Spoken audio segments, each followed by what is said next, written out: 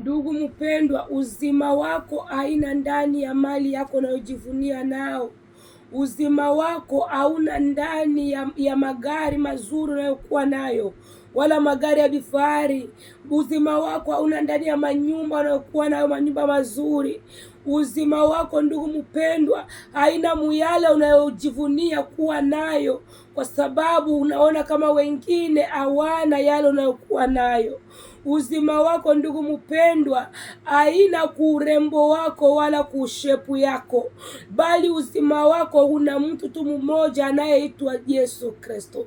Mungu atusaidie sana ndugu mpendwa. Utakapomwamini Yesu Kristo, jua ya kusema unapata uzima.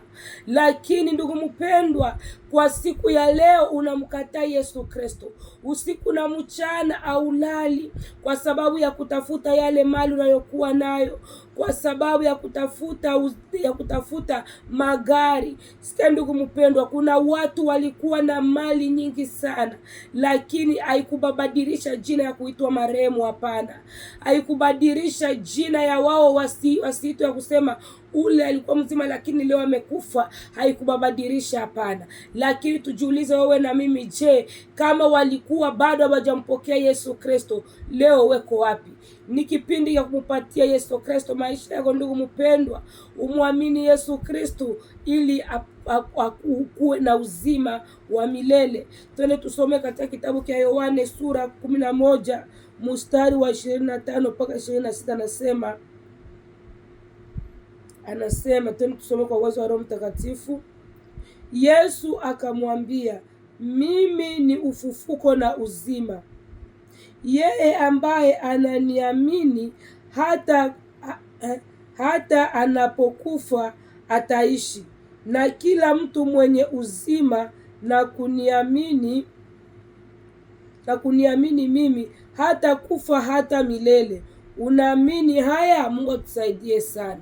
Yesu anasema mimi ndimi mwenye uzima na milele, na kila anayeniamini mimi hawezi potea. Kumbe tunaona uzima wa mtu ndugu mpendwa uko ndani ya Yesu. Uzima wa mtu hauna ndani ya vile mtu unayotafuta usiku na mchana. Unashindwa hata kumpatia Yesu dakika 2.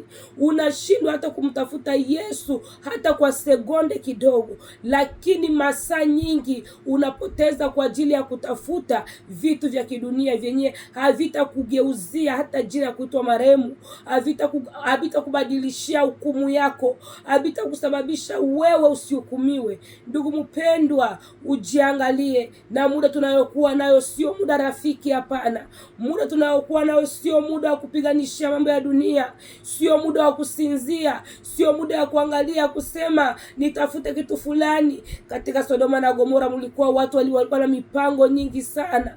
Yale unayokuwa nayo wewe ndugu mpendwa, hata ule aliyekufa jana alikuwa na ile mipango, hata ule aliyekufa leo alikuwa na ile mipango. Bali Mungu anakuacha kwa sababu ya upendo wake kwako, ili upate kugeuza maisha yako. Mungu akusaidie ndugu mpendwa, na Mungu atupatie mwisho mzuri kuliko mwanzo.